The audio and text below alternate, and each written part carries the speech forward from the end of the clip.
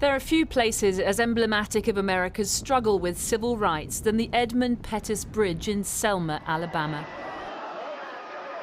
On March the 7th, 1965, hundreds of activists gathered to march the 54 miles to the state capital of Montgomery to demand the right to vote. But as they came over the bridge that Sunday morning, they were met by a band of state troopers. Among the protesters, a young girl named Linda Lowry. I was on my knees and all of a sudden I heard gunshots. And then there was this smoke coming up from the ground. The crowd was tear-gassed and the young girl violently thrown from the melee by a police officer.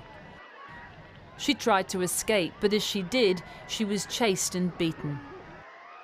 And I felt somebody jerking me in the back of my collar. His hand came up by my mouth, and I bit him. And I heard the word twice. I had 7 stitches over my right eye and 28 in the back of my head. I was 14 years old. What started out as a non-violent protest would become known as Bloody Sunday and would lead eventually to the Voting Rights Act of 1965.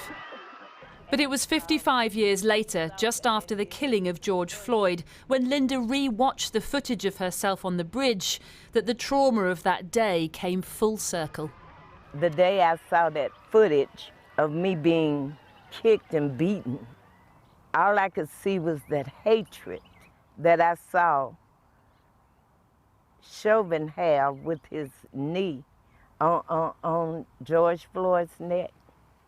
And when I saw George Floyd dying, it was that brutality all over again.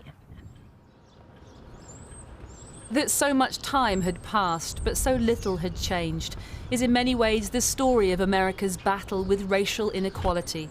President Biden has called for systemic racism to be rooted out of the criminal justice system. But for many black people in America's Deep South, discrimination goes beyond policing. It's about basic human rights. Nobody cares. They don't care because it's all black people.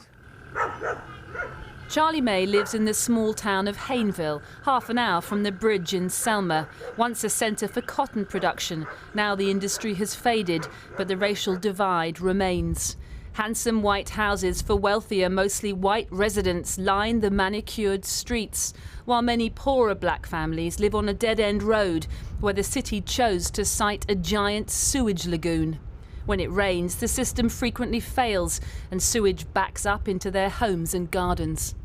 Sewage in the rain, it comes up like to about halfway side of this house over there. Charlie May does have a septic tank, but it's old and can't cope when the sewage floods the pipes.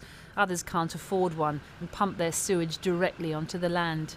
And though she's been calling the authorities for nearly 35 years, Charlie May says the problem has never gone away and the onus has always been on the community to fix it. Why would the governor allow them to put that sewage right here at our house? If this had been happening in a white person area, it wouldn't be going on. Why don't they then treat you the same? I don't know. Do you think it will ever change? No. Why not? I just don't see it changing. This been going on too long. And it don't seem like it's getting any better. None whatsoever. The sewage has led to health problems, asthma, allergies, even the re-emergence of hookworm, a disease of a bygone era, which has infected both Charlie May's husband and son, as well as many others in the town. The sanitation inequities, if you look across this country and see where they exist, is primarily in communities of color. As long as the people that are suffering are the Charlie Mays of the world, the rest of the folk don't seem to care.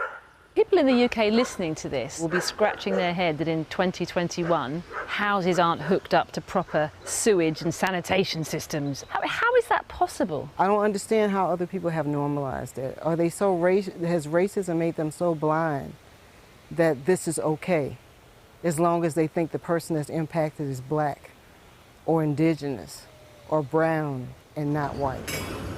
Remember, this is Alabama, the state where racism was so blind in 1955 that a white man was legally entitled to order a black woman, Rosa Parks, to give up her seat on a bus, but she refused. And yes, there's been progress in the intervening years, but people like Linda fear it's slipping through their fingers. Hope is all I have. Hope is all I've ever had. And I can't give up that hope. I ask how she feels about states like Georgia enacting legislation that will curb the very voting rights she fought for all those years ago, even preventing people from handing out water to those in line to vote. So next year when they have elections, even if I have to be pushing my wheelchair with the water in it, I'm going to Georgia. I'm still willing to go to jail.